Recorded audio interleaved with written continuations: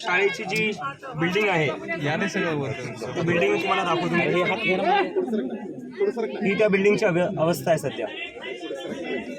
हे असं वाटतं की अजून पण जो ब्रिटिशांच्या राजमध्ये आपला देश होता त्या काळातली बिल्डिंग वाटते. वॉशरूमची अवस्था आहे. ही वॉशरूमची अवस्था आहे.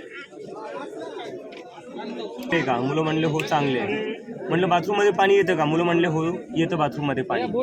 मग मी त्यांना विचारलं तुम्हाला अजून तुमच्या शाळेत काय काय सुधार पाहिजे.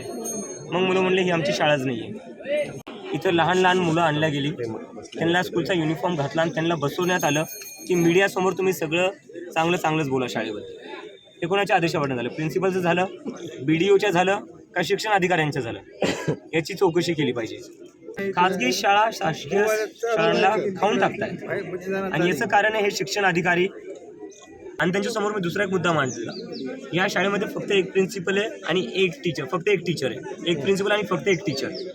आणि ती एक टीचर पहिली, दुसरी, तिसरी, चौथी या 4 क्लासेस घेते.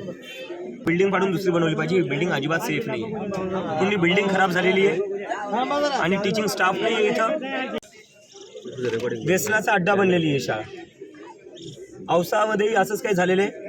ते जी शाळा होती त्याच्या अवतीभोवती शाळेतच रात्री किंवा दुपारी मुलं येत आहेत 17-18 वर्षाची किंवा माणसं येत आहेत. ते तिथं गांजा फुकत आहेत, दारू पित आहेत.